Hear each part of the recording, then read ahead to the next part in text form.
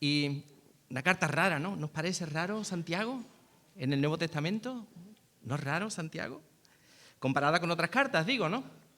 Se menciona a Jesús solo 2 veces. Y no habla de él como hablan otras epístolas. Algunos comentaristas apuntan a que tiene una cristología baja.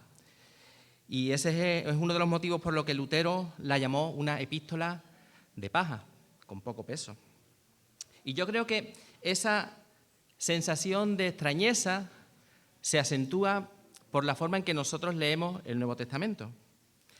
Normalmente cuando comenzamos a leerlo, pues seguimos el orden que aparece en nuestras Biblias, ¿no? ¿No os pasa? Empezamos por Mateo, Marcos, Lucas, Juan, luego los Romanos, los Corintios, tal. Y cuando llegamos a Santiago, pues hemos leído todas las cartas de Pablo. Todas las cartas de Pablo que están en la Biblia. Hemos leído Romanos. Muchas gracias.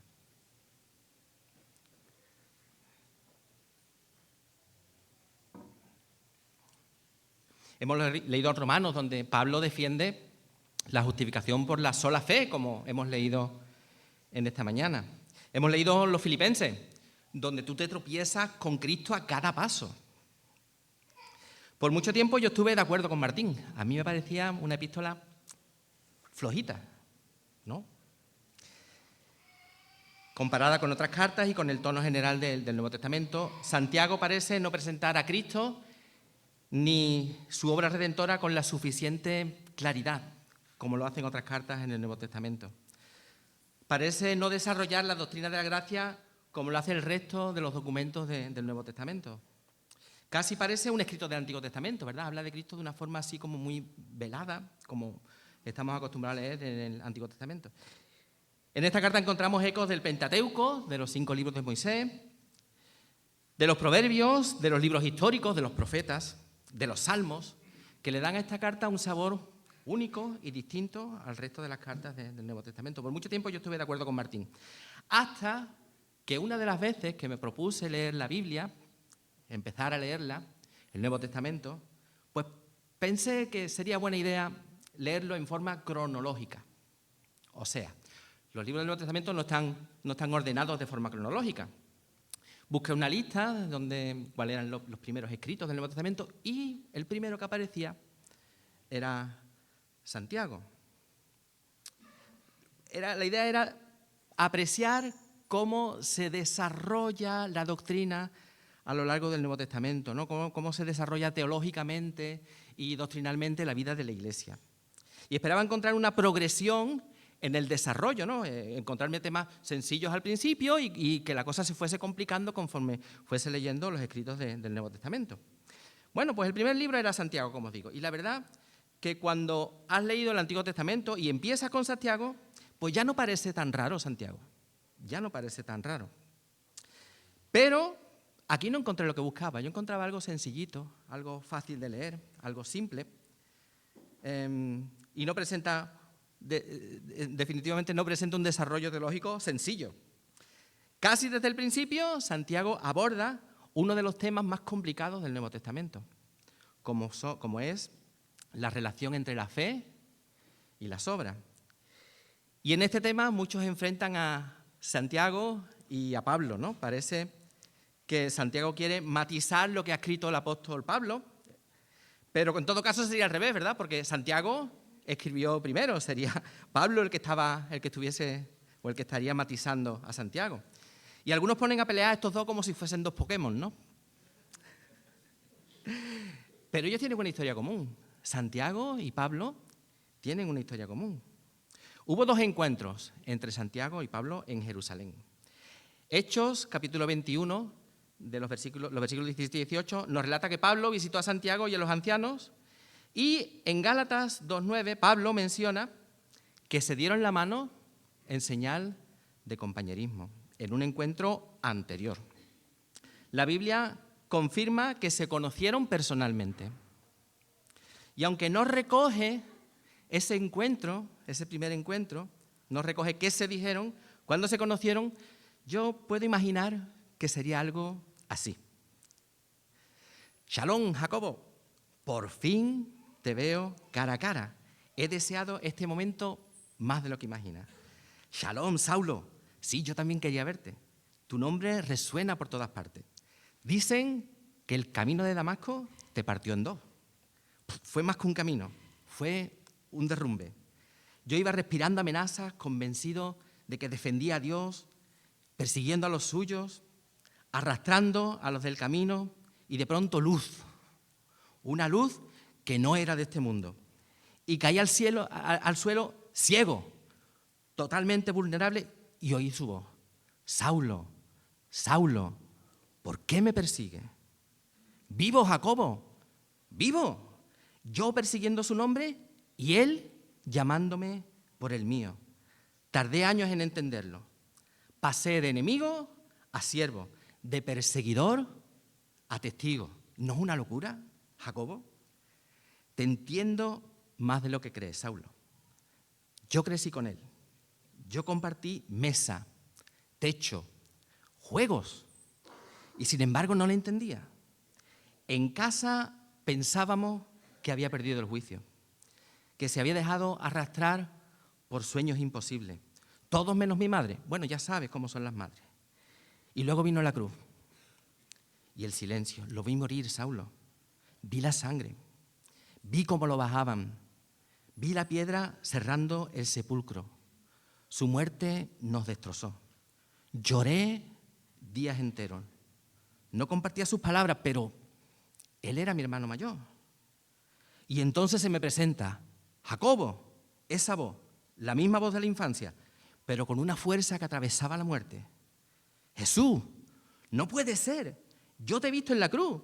Yo vi cómo te enterraban. ¿Cómo estás aquí? Y él me dijo, he resucitado. No seas incrédulo. Ten fe. Saulo, desde ese instante supe que todo había cambiado, que la cruz no fue la derrota, que la muerte no tuvo la última palabra. Saulo, tú lo encontraste en el camino y yo lo encontré libre del sepulcro. Pero ambos lo vimos vivo, sí, vivo. Y cuando tú lo has visto así, ya no puedes volver atrás. Ni tú, ni yo. Dios es bueno, Jacobo. Dios es bueno, Saulo. Pablo y Santiago no eran enemigos. Es verdad que había tensiones entre sus seguidores. En Gálatas 2, Pablo reprende a Pedro porque cuando llegaron ciertos que venían de parte de Jacobo, estos judíos cristianos, presionaban para que los cristianos que procedían del judaísmo no compartiesen mesa con los gentiles y que querían imponer prácticas judías. Pero Jacobo y Pablo no eran enemigos. Ambos abordan el complicadísimo tema de la relación entre la fe y las obras dirigiéndose a auditorios diferentes. Pablo a aquellos que pretenden justificarse por las obras de la ley. Y Santiago combatía a los libertinos, aquellos que enseñaban que un cristiano no tiene obligación de obedecer a Dios y que la fe es solo una confesión verbal que no implica un cambio de vida, que afecta solo a mi mente.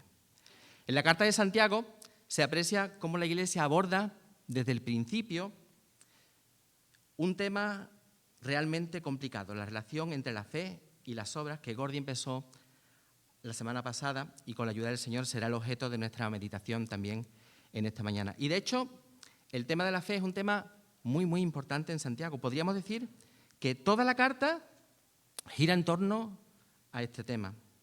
Una de las dos alusiones explícitas de Jesús en esta carta está en relación con la fe y podría definir todo el esquema de Santiago. Se encuentra en el primer versículo del capítulo 2. Hermanos míos, que vuestra fe en nuestro glorioso Señor Jesucristo sea sin asesión de personas.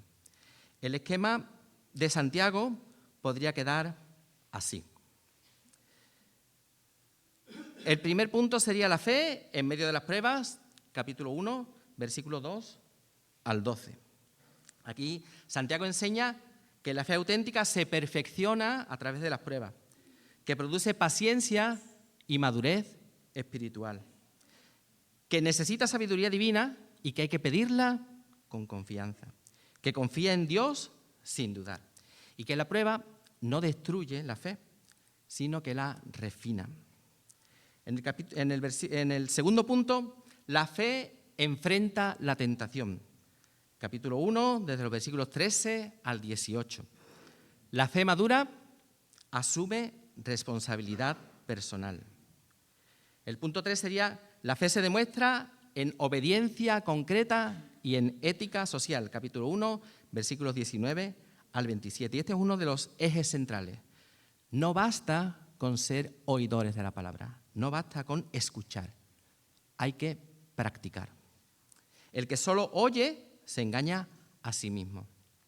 Este pasaje nos enseña que la verdadera religión incluye cuidar a huérfanos y a viudas y vivir sin contaminación en este mundo.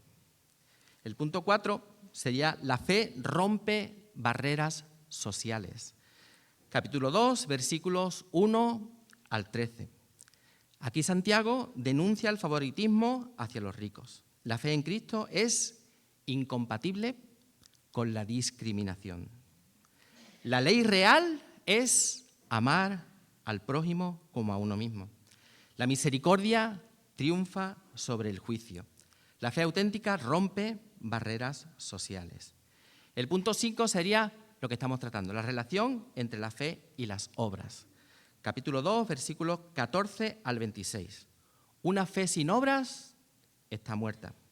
La fe verdadera se evidencia en acciones. Y cita como ejemplos a Abraham y a Rahab, que con la ayuda del Señor examinaremos esta mañana. La fe viva actúa. La fe nominal, de nombre, no transforma. En estos dos capítulos, Santiago presenta una fe que es fortalecida por las pruebas, una fe madura que asume responsabilidad personal, una fe comprometida socialmente con nuestros semejantes y que rompe barreras sociales, una fe que es activa en las obras, una fe que es coherente entre lo que confiesa y lo que practica. Una fe viva que actúa frente a una fe nominal que es inútil y estéril. La verdadera fe es una fe que se ve, una fe que se ve, no solo una fe que se declara. En los capítulos 3 al 5, el resto de la carta, Santiago muestra cómo se ve la fe en el carácter, en las relaciones y en la perseverancia final. El punto 6 sería la fe que domina la lengua, capítulo 3, versículos 1 al 12. La fe viva transforma nuestra forma de comunicarnos. El punto 7 sería la fe y la sabiduría verdadera, capítulo 3, versículos 13 al 18. La fe no es solo ortodoxia doctrinal, sino sabiduría práctica que genera paz. Punto 8 sería la fe frente al orgullo y los conflictos, capítulo 4, versículos 1 al 12. La fe auténtica se expresa en humildad y en dependencia de Dios. Punto 9 sería la fe y la soberanía de Dios, capítulo 4, versículos 13 al 17. La fe implica vivir bajo la voluntad de Dios, no solo planificar con lógica humana. El punto 10 sería la fe ante la injusticia y la riqueza, capítulo 5, versículos 1 al 6. La fe no es neutral ante la opresión. El punto 11 sería la fe perseverante en la espera, capítulo 5, versículos 7 al 11. Aquí la fe se muestra como esperanza escatológica. Lo decíamos esta mañana, el Señor viene, el Señor vuelve, el Señor regresa. Y la fe que persevera hasta la venida del Señor.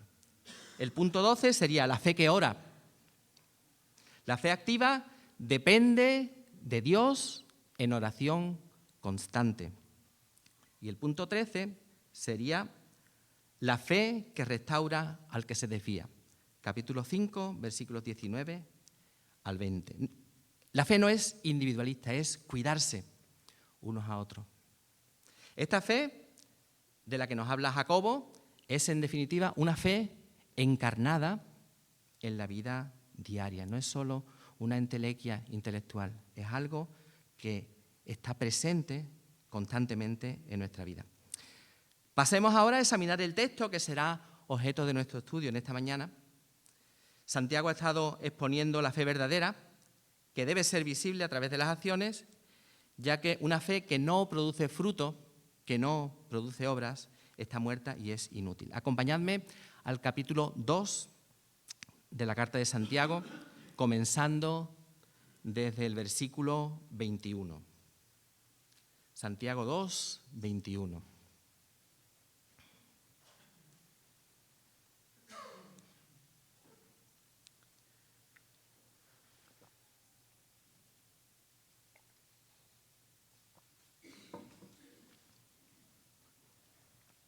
Y leo en la Reina Valera del 60.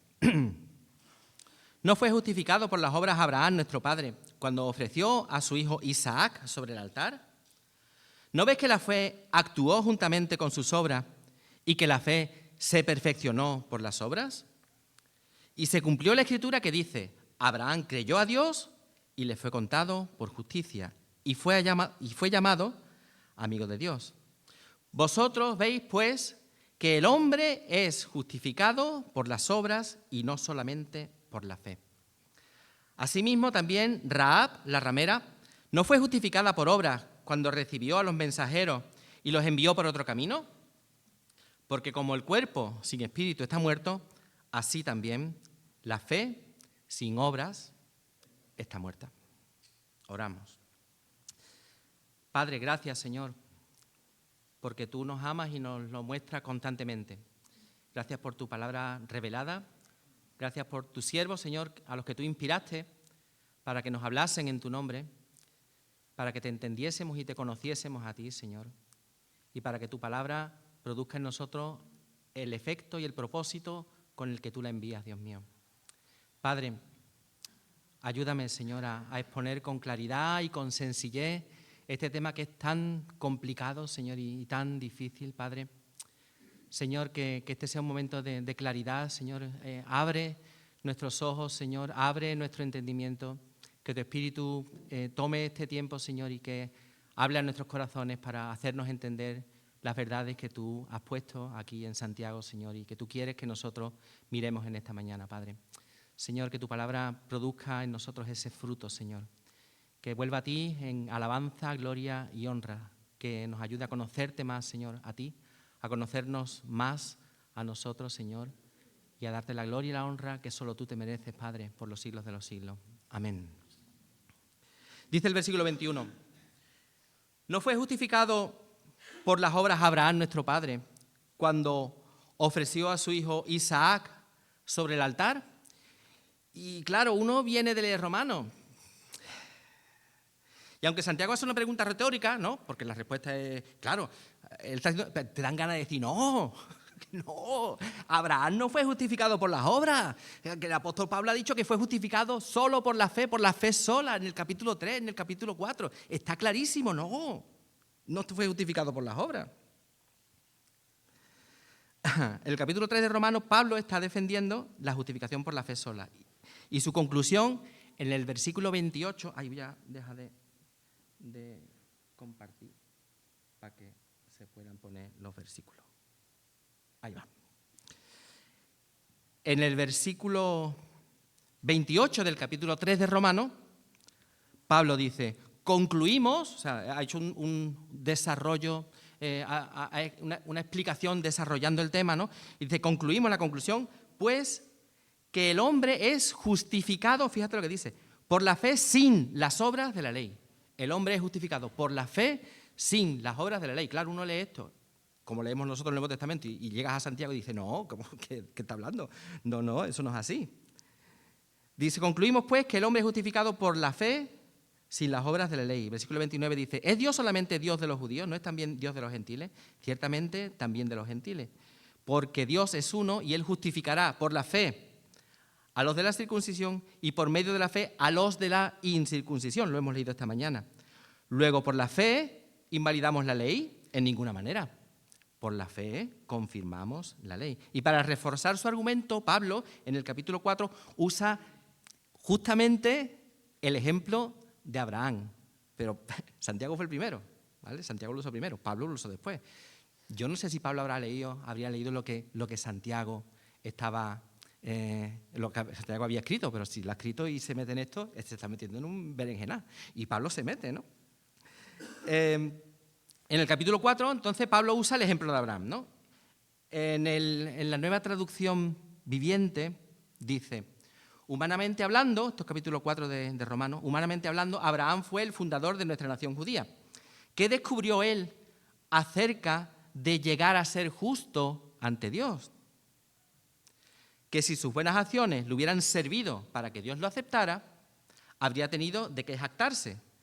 Pero esa no es la forma de actuar de Dios, dice Pablo. Esa no era la forma de actuar de Dios. Pues las Escrituras nos dicen, Abraham le creyó a Dios y Dios lo consideró justo debido a su fe, no a sus obras. Y además, uno viene también de leer Génesis, ¿no? Muchas veces, por empezar por leer la Biblia, empezamos Génesis. Eso de Levítico y todo eso, ¿no? En el mismo orden en el que lo tenemos nosotros en nuestras Biblias. Bueno, pues ya hemos leído Génesis cuando llegamos a Santiago, ya conocemos un poquito la historia. Y Abraham ofrece a Isaac en el capítulo 22 de Génesis, ¿vale? Ahí en el capítulo 22 de Génesis encontramos el sacrificio de Abraham. Pero la declaración de justicia de Abraham, el sitio donde Génesis dice, y Abraham creyó a Dios y le fue contado por justicia, está en el capítulo 15, 7 capítulos antes de que Abraham sacrifique a Isaac.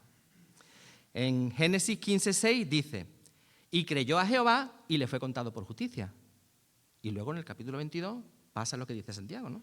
Parece que Jacobo está contradiciendo a Pablo y al Génesis, ¿no? ¿Que esto cómo es? Además, Jesús dijo que la Escritura no puede ser contradicha. Santiago, Jacobo, ¿qué está haciendo? Bueno, vamos a tener calma y vamos a examinar juntos las Escrituras, ¿vale? Versículo 21 del capítulo 2 de Santiago dice, ¿no fue justificado por las obras Abraham, nuestro padre, cuando ofreció a su hijo Isaac sobre el altar? ¿No ves que la fe actuó juntamente con sus obras y que la fe se perfeccionó por las obras? Y se cumplió la Escritura que dice, Abraham creyó a Dios y le fue contado por justicia. Y fue llamado amigo de Dios. ¿Qué quiere decir Jacobo cuando habla de justificación? ¿Qué quiere decir? Mira, no siempre que se habla de justificación en la Biblia nos estamos refiriendo al hecho jurídico de que Dios declara inocente al pecador por gracia, gratuitamente, sin tener en cuenta sus obras. La palabra justificación tiene varias acepciones, varios significados. Eso pasa con muchas palabras de la Biblia, ¿no? ¿Habéis leído Proverbios 31, que es el pasaje de la mujer virtuosa? En el penúltimo versículo dice, engañosa es la gracia y vana la hermosura. ¿Engañosa es la gracia? La gracia es el regalo inmerecido de Dios. ¿El regalo inmerecido de Dios es engañoso? No, no. ¿Será que gracia significa otra cosa? Efectivamente. Gracia aquí significa el encanto, el atractivo, que eso sí puede ser engañoso. Bueno, pues lo mismo pasa con la palabra justificación. La palabra justificación tiene varias acepciones. En muchos lugares el término se refiere efectivamente al acto legal de Dios de declarar justo a un pecador en su tribunal sin tener en cuenta sus obras, porque si las tuviese en cuenta no nos justificaría. Entonces, ¿cómo lo hace? Por medio de la fe. Eso es una definición de justificación, pero no es la única. No es la única. En Mateo 11:19, Cristo está siendo acusado, dice, a ver, vosotros aclaraos, Juan no comía ni bebía y decía, ese tiene demonio. Y vengo yo que como y bebo y decía, este hombre es comilón y bebedor. Comilón y bebedor. Entonces, Mateo 11:19, él dice, vino el Hijo del Hombre que come y bebe y dicen, he aquí un hombre comilón y bebedor de vino, amigo de publicanos y de pecadores. Pero la justicia es justificada por sus hijos, dice la Reina Valera del 60. ¿Significa esto que que la sabiduría es una pecadora que ha sido declarada justa ante el tribunal de Dios sin contar con sus obras? Pues más bien no, ¿no?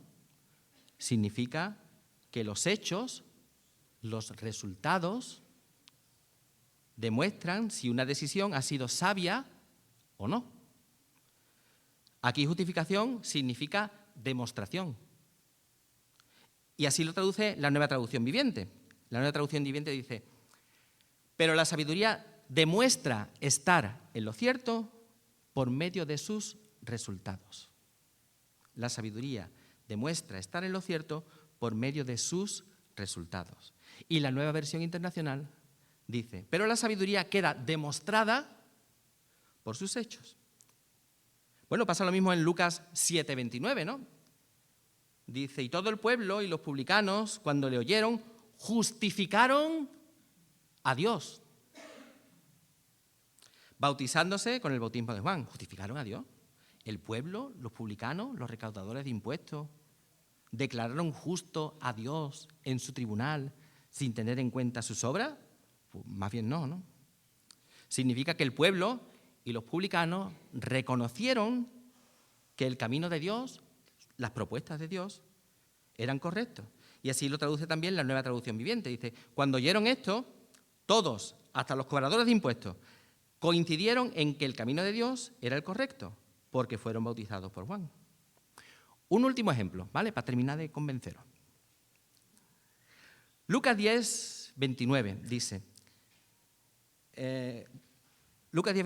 pero él, queriendo justificarse a sí mismo, dijo a Jesús, ¿y quién es mi prójimo? Bueno, conocéis la historia, ¿no? Este es un intérprete de la ley que le pregunta a Jesús, Maestro, ¿qué haré para heredar la vida eterna? ¿No? Y Jesús le contesta con otra pregunta. Y no es que Jesús fuera gallego, ¿vale? Él está usando el método socrático, que es una técnica de diálogo y cuestionamiento para fomentar la reflexión y descubrir la verdad a través del razonamiento propio, para hacerlo pensar. Jesús usaba muchos recursos educativos. Jesús le pregunta, ¿qué dice la ley?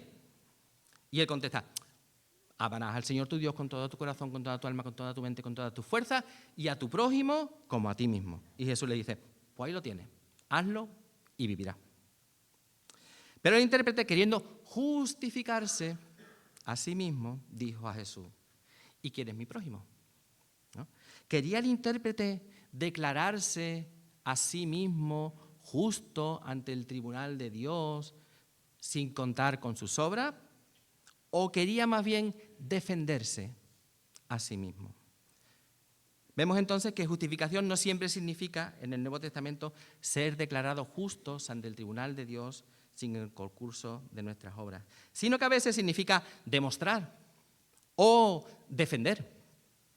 Este es el sentido en el que casi siempre lo usa Jesús. Jesús usa justificación casi siempre en este sentido. Ahora, ¿qué es más probable? ¿Que Santiago use ese término como lo usaba su hermano?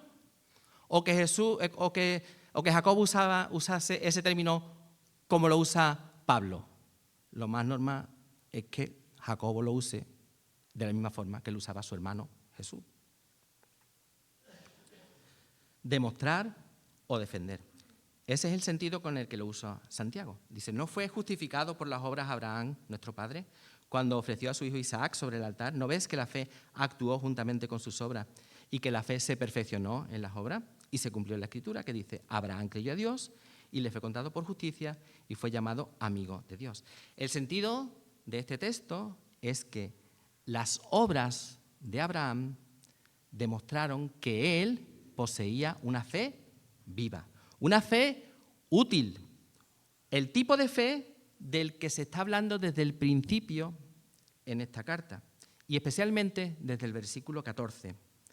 Cuando Abraham creyó a Dios, en el versículo 15 del Génesis, él fue justificado por la fe, sin obras.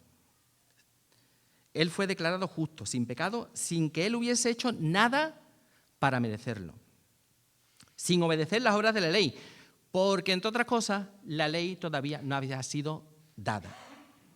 Pablo usa en el capítulo 4 de Romanos el ejemplo de Abraham para demostrar la afirmación que establece en el capítulo 3, versículo 28. Concluimos, pues, que el hombre es justificado por fe sin las obras de la ley.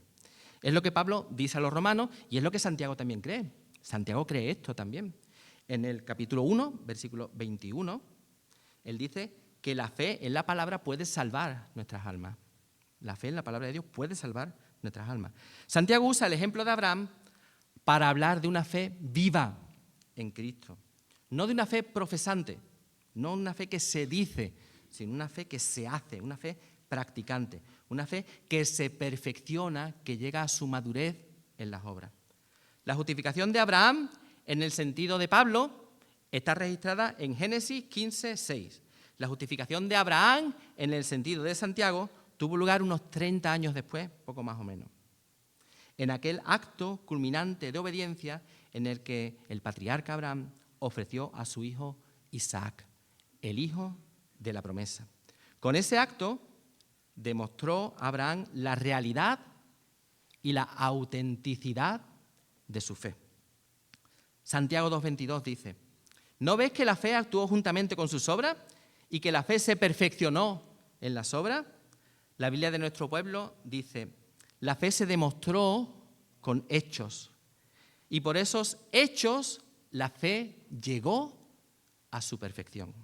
Y la Biblia de las Américas dice: ya ves que la fe actuaba juntamente con sus obras y como resultado de las obras la fe fue perfeccionada. A veces cuando pensamos en la fe la vemos como el medio por el que obtenemos el perdón de Dios, y eso es verdad. Pero el propósito de la fe no es solo ser declarados libres de la condenación por nuestros pecados. No solo eso. El propósito de la fe es llevarnos a experimentar una verdadera libertad del poder del pecado en nuestras vidas, para poder vivir una vida en santidad. Por eso la Escritura dice que la fe se perfecciona en las obras. Santiago observa que la fe y las obras, la fe y las acciones no pueden ser separadas. La fe que está solo en la mente no es una fe completa, no se ha perfeccionado. Llega a estarlo cuando se convierte en una decisión de la voluntad y se pone en acción. Pablo y Santiago concuerdan en esto. Pablo está en contra de las obras como pago para nuestra salvación, en Romanos 4. Pero las obras a las cuales se opone Pablo son las obras de la ley. Es decir, los rituales como la circuncisión, sobre las reglas dietéticas, lo que se puede comer, lo que no se puede comer, las fiestas en las que tienes que participar, guardar el sábado, no trabajar, no corregir peso, todas esas cosas, ¿no? Las cuales diferenciaban a un judío de un no judío. La gente, según Pablo, no tenía que convertirse en judía para estar en una buena relación con Dios. Sin embargo, cuando se trata de las obras de justicia, no de estas obras de la ley, sino de las obras de justicia, obedecer el Evangelio, Pablo no cree que uno irá al cielo sin esas obras. En 1 Corintios, capítulo 6, versículos 9 y 10, y leo la Reina Valera del 60, dice: ¿No sabéis que los injustos no heredarán el reino de Dios? ¿No sabéis que los injustos no heredarán el reino de Dios? No erréis, no os equivoquéis.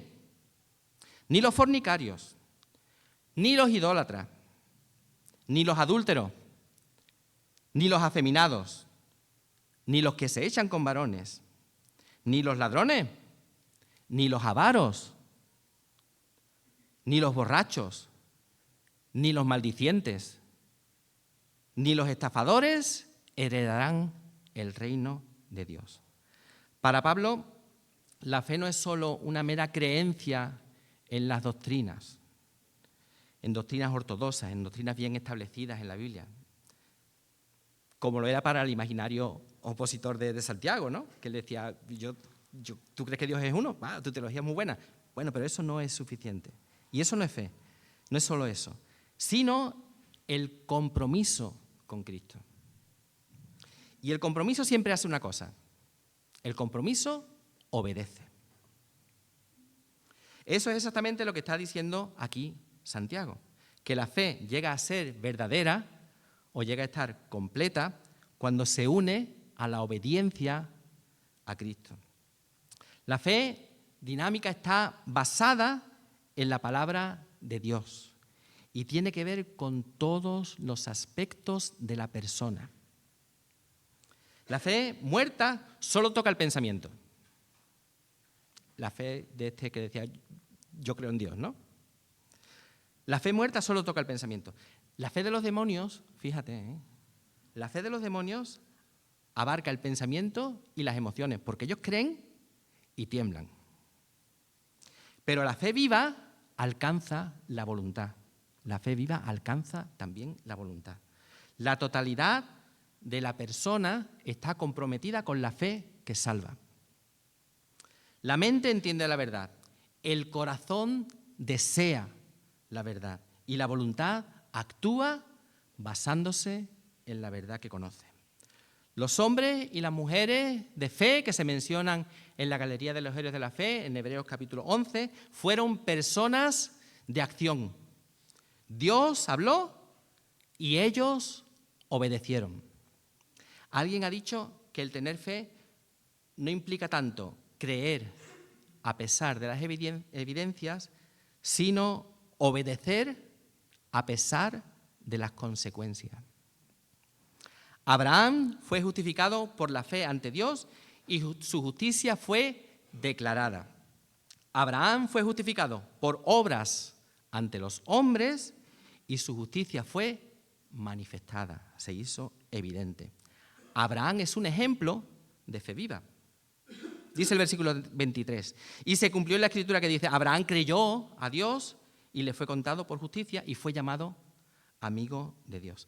La Biblia de Jerusalén dice, y alcanzó pleno cumplimiento la escritura que dice, Abraham creyó a Dios y le fue contado por justicia y fue llamado amigo de Dios. Alcanzó pleno cumplimiento la escritura, se cumplió plenamente cuando él actuó, no solo cuando lo dijo. Dios justificó por la fe a Abraham cuando él creyó. En el momento en que él le prometió un hijo, Abraham tenía 75 años cuando recibió la promesa y Dios la cumplió unos 25 años más tarde. En ese tiempo, Abraham tuvo altibajo. Él y Sara idearon un plan para ayudar a Dios. Llamémosle el proyecto Ismael. Pero Dios seguía empeñado, ¿no?, en su propio proyecto. Llamémosle el proyecto Isaac. Merece la pena que veamos el llamado de atención, ¿no?, que Dios le da a esta pareja, ya eran abueletes, ¿no?, por la edad. Isaac nació cuando humanamente ya no había esperanza.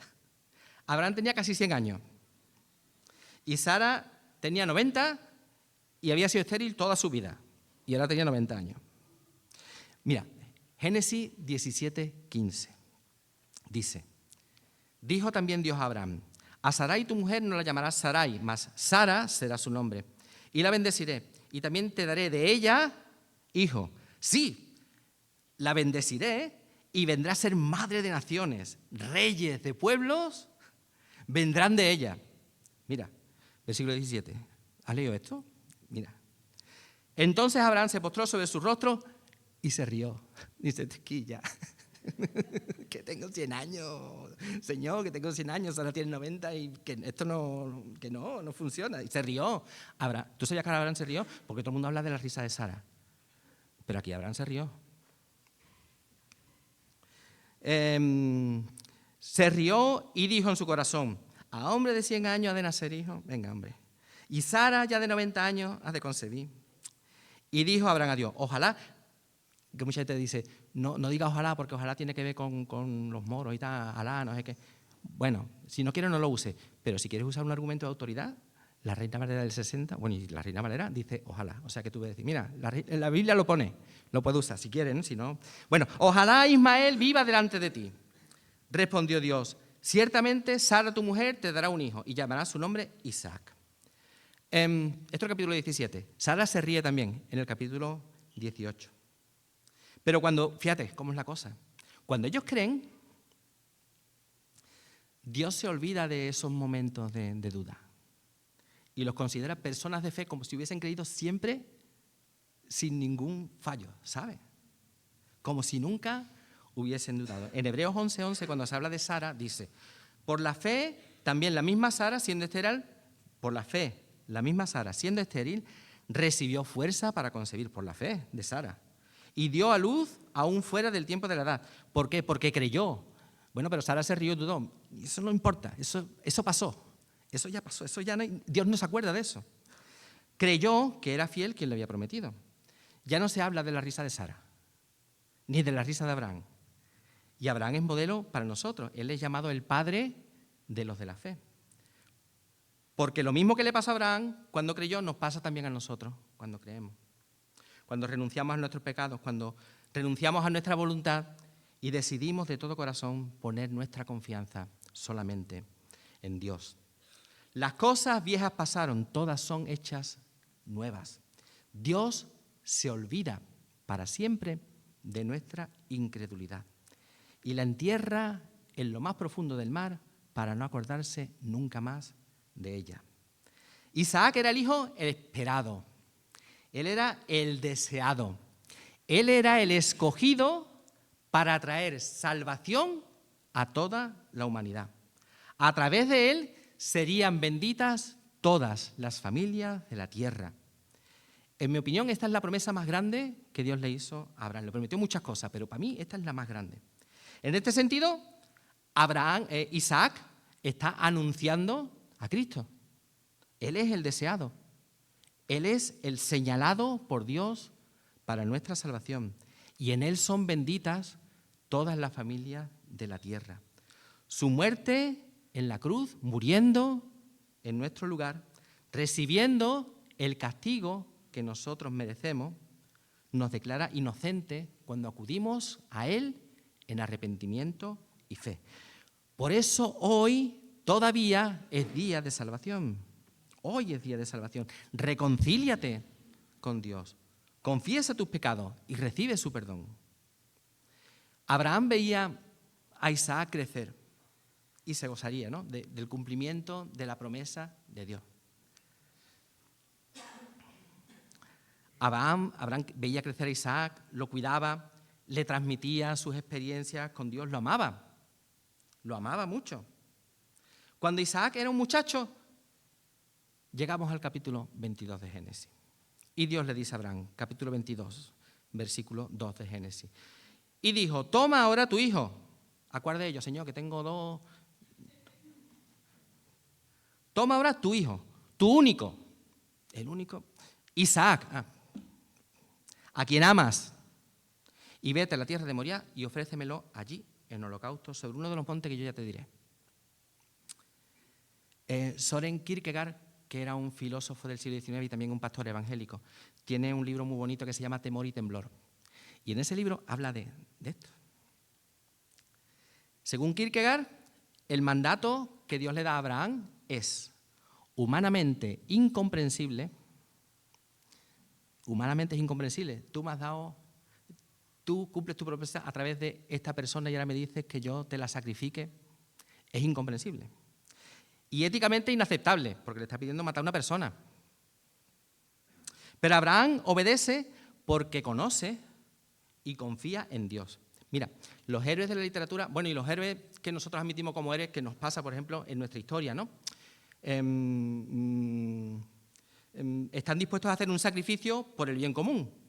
Hacen un sacrificio, pero tiene un sentido, ¿no? Por ejemplo, nosotros tenemos Guzmán el Bueno, todos lo conocemos, ¿no? Lo hemos estudiado en el cole. Guzmán el Bueno, que defendió la plaza de Tarifa contra los musulmanes, ¿no? Y los musulmanes trajeron a su hijo y entrega la plaza, lo matamos. Y él le tiró el puñal y dice, ahí lo tenéis, matadlo conmigo. Ese, ¿no? Guzmán el Bueno. Y otros héroes. Bueno, ellos están dispuestos a hacer sacrificios por el bien común. Su valor entonces se reconoce y se le recuerda como un héroe. Pero Abraham no puede explicarse. ¿Cómo puede explicar Abraham que ha matado a su hijo? Abraham no puede justificarse públicamente. Está radicalmente solo ante Dios. Nadie podía entender sus acciones. Su sacrificio es estéril. ¿Para qué servía sacrificar a Isaac? No beneficia a nadie. La fe de Abraham es una relación apasionada y personal con Dios. Kierkegaard, que como os digo era filósofo y era pastor evangélico, él describe un doble movimiento en la fe de Abraham. Por un lado, hay una renuncia infinita. Abraham acepta perder a Isaac. Y por otro lado hay una apropiación. Abraham confía en que va a recuperar a Isaac. Él no sabe cómo será aquello, pero Dios va a cumplir su promesa. ¿Cómo lo va a hacer? No tengo ni idea. Él me dice que lo mate, ¿qué va a pasar después? Yo no lo sé, pero Dios ha prometido que a través de Isaac serán benditas todas las familias de la tierra. Con todo el dolor de mi corazón, sin entenderlo, obedezco. Abraham no se resigna, no dice, bueno, no me queda otra. No. Abraham espera lo imposible. La fe de Abraham encuentra su pleno desarrollo en la obediencia. Su fe no era solo intelectual o emocional. Su fe alcanzaba también su voluntad, sometiéndola a la voluntad de Dios. Cuando en Génesis 15 Dios le prometió una descendencia, Abraham creyó y esa fe le fue contada por justicia. Pero esa fe todavía tenía que crecer. Años después, en el capítulo 22, cuando Dios le pide a Isaac, su fe deja de ser solo confianza interior y se convierte en obediencia concreta. Ahí la fe madura, ahí la fe se hace visible, ahí la fe es completa. En ese momento la fe de Abraham se completa. No es que Abraham empezara a creer en el monte Moriah, es que demostró hasta dónde llegaba su confianza. Sus obras no sustituyen a la fe, la revelan, sus obras revelan que él tiene fe y llevan esa fe a su plenitud. Podríamos decirlo así, en el capítulo 15 Abraham cree en Dios, pero en el capítulo 22 él demostró que realmente le creía. Y en ese camino, entre el capítulo 15 y el capítulo 22, su fe alcanzó su madurez y la Escritura alcanzó su pleno cumplimiento. Abraham creyó a Dios y le fue contado por justicia y fue llamado amigo de Dios. Y ser llamado amigo de Dios implica una relación de confianza mutua. Dios confió en Abraham y Abraham estuvo dispuesto a entregar lo que más amaba porque confiaba plenamente en su amigo. La amistad con Dios también se basa en la obediencia. Jesús lo dijo, ¿verdad? Juan capítulo 15, versículo 14. Vosotros sois mis amigos si hacéis lo que yo os mando. Santiago 2:23 dice, y se cumplió la escritura que dice, Abraham creyó a Dios y le fue contado por justicia y fue llamado amigo de Dios. Vosotros veis pues que el hombre es justificado por las obras y no solamente por la fe. Esta es la conclusión lógica del argumento de Jacobo. Pero debe entenderse a tenor de todo lo que vimos la semana pasada y lo que estamos viendo en esta semana, lo que estamos meditando hoy.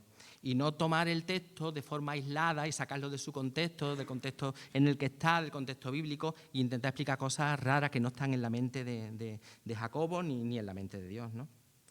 El ser humano es justificado por la fe, pero esa fe tiene que ser útil. No vale cualquier fe, no vale decir que tiene fe, eso no vale. Tiene que ser una fe útil, que debe ser productiva, debe estar viva. Y la vida, la productividad y la utilidad de esa fe son visibles por medio de las obras. Las obras justifican a la fe y esa fe justifica al ser humano. Las obras son la evidencia, no la causa de la justificación.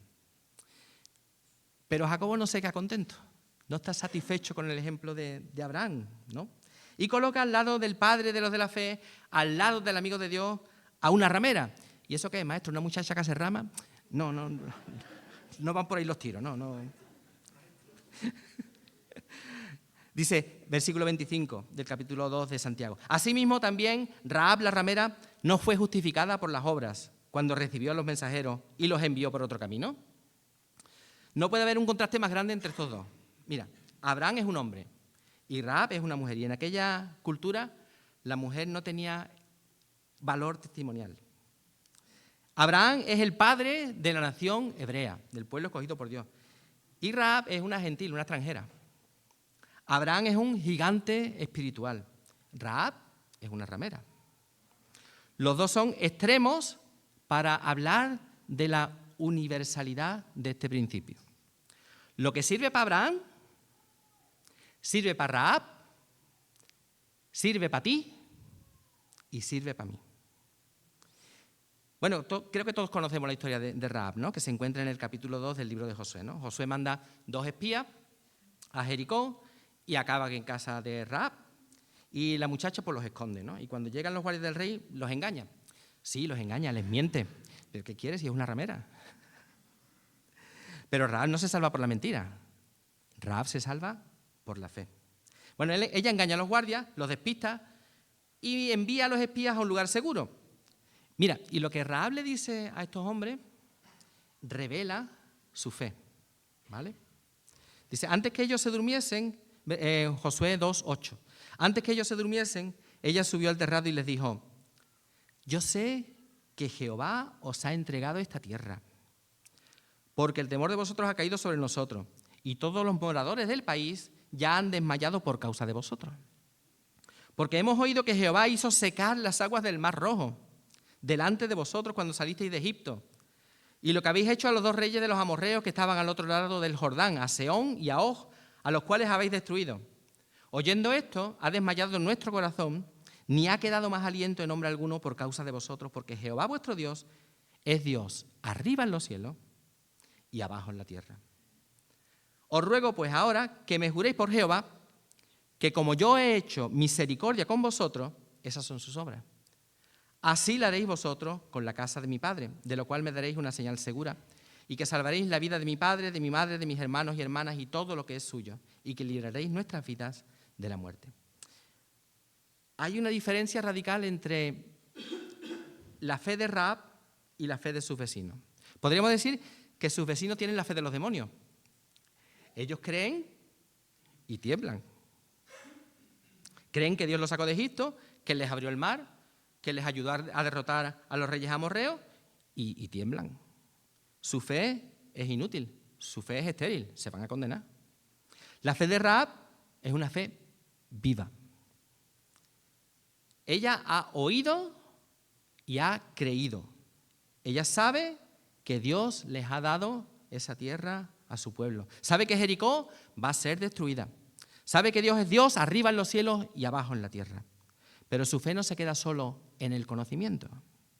El conocimiento es necesario, es básico, pero no es suficiente.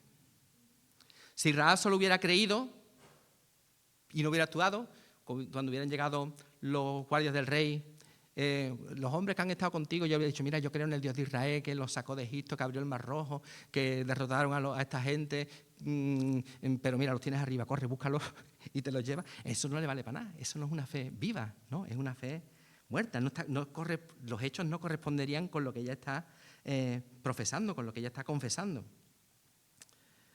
Pero Rahab tiene una fe útil y productiva, y esa fe la mueve a la acción. Sin fe no habría acción, pero sin acción tampoco habría fe. Por eso ella esconde, protege y orienta a los espías. Por eso ella y los suyos alcanzan salvación. Las obras de Rahab demuestran que su fe estaba viva. ¿Sabe una cosa? Rahab es la única mujer, además de Sara, que aparece en Hebreos 11, en la galería de los héroes de la fe. Porque la fe de Rahab no fue solo el medio para obtener el perdón de Dios. El propósito de su fe no es solo ser declarada libre de condenación por sus pecados. El propósito de su fe es también llevarla a experimentar una verdadera libertad del poder del pecado para poder vivir una vida en santidad, una vida que agrada a Dios. ¿Sabes dónde más aparece Rahab? Mateo capítulo 1, versículo 5, es la genealogía del Señor Jesús. Y dice, Salmón engendró de Rahab, de esta muchacha, a Booz. Booz engendró a Ruth. Booz engendró de Ruth, otra extranjera, a Obed. Y Obed a Isaí. E Isaí engendró al rey David. Rahab se integró en el pueblo de Dios. Abandonó su oficio, se casó con este muchacho y fue la tatarabuela del rey David. Y el rey David es antepasado de nuestro Señor Jesucristo. La salvación es un paquete de todo incluido, que empieza en la eternidad pasada y termina con la glorificación. Y es imposible recibir un elemento de la salvación sin recibir los demás. Es un paquete. Si alguien es justificado, necesariamente es santificado. Si alguien cree, necesariamente obra. Porque la fe se perfecciona en las obras. Y una fe sin obras está muerta y no vale para nada. Dice el versículo 26, porque como el cuerpo sin espíritu está muerto, así también la fe sin obras está muerta. Mira, la palabra, no está Alejandro, ¿no? Podemos decir la palabra en griego. La palabra en griego que nuestra Reina Valera traduce sin, ¿no? Sin espíritu, sin obra, expresa separación. La Biblia usa ese término para poner una línea roja que consiste en que si separas una cosa de otra, entonces el resultado desaparece, ¿no? La palabra aparece, por ejemplo, en Juan 15, 5, que yo os estuve hablando de esto. Yo soy la vid, vosotros sois los pámpanos, separados. Esa palabra separado es la que se traduce aquí como sin, ¿vale? Separados de mí, nada podéis hacer. El sentido es que sin Cristo, si Cristo y el discípulo están separados, la capacidad para producir fruto desaparece, es imposible. La unión con Cristo es condición necesaria para cualquier fruto espiritual. Y Jacobo dice en el capítulo 2, versículo 26, como el cuerpo sin espíritu está muerto, así también la fe sin obras está muerta. Esta es la conclusión definitiva y una de las ilustraciones más poderosas de esta carta, para demostrar que la fe y las obras son inseparables. La fe y las obras son inseparables. Tendemos a presentar la fe y las obras como cosas distintas que se pueden separar, pero Jacobo insiste en que no puede separarlas por completo. La fe no puede vivir sin las obras, como el cuerpo no puede vivir sin el espíritu. La fe y las obras son los dos lados de la misma moneda, que representa nuestra experiencia con Dios. Hermanos, la carta de Santiago nos sacude. Y esta sacudida es necesaria. ¿Cuántas veces nos sentimos insatisfechos de nuestra vida cristiana? ¿No piensas que tu vida debería ser más sobrenatural? ¿No te has planteado que la mayoría del tiempo nosotros vivimos como la gente que no cree, que no hay diferencia entre los que creemos y los que no creen, los incrédulos? ¿Cuántas veces hemos orado pidiendo a Dios una vida espiritual más auténtica, más real? Pues Santiago nos anima a que examinemos nuestra fe y que comprobemos si está viva, si nuestras obras son coherentes con lo que creemos, si lo que creemos está afectando a nuestra manera de vivir. Una fe muerta no puede salvarnos. No es una fe de verdad. Es triste decirlo, pero hay multitudes de cristianos profesantes y miembros de iglesias que tienen esa fe muerta. Profesan con sus labios, dicen tener fe, como dice Santiago 2,14, pero sus vidas niegan lo que profesan. Y esa es la misma verdad que Pablo le está explicando a Tito. Tito 1,16 dice, profesan conocer a Dios, pero con los hechos lo niegan. Dices una cosa, pero tus hechos dicen lo contrario. Los verdaderos cristianos son, como también Pablo le dice a Tito en el capítulo 2, versículo 14, los verdaderos cristianos son un pueblo celoso de buenas obras. Por eso Pablo anima a los corintios y de paso también a nosotros. Segunda de Corintios 13:5. Examinaos a vosotros mismos si estáis en la fe. Probaos a vosotros mismos. Esto no significa que un verdadero cristiano nunca peca, nunca falla, nunca se equivoca. No. Pero sí significa que no hace del pecado un hábito en su vida. Un verdadero cristiano lleva fruto para la gloria de Dios y anda de forma que le agrade a Él. No te conformes con escuchar la palabra. No te conformes con eso. Haz que esté presente en tus decisiones, en tu trato con el prójimo, en el cuidado a los demás. Si realmente creemos en Dios, nuestras acciones deben ser el aliento que demuestre que nuestra fe está viva. Hermano, solo se vive una vez. Dejemos que Dios haga de nuestras vidas algo extraordinario.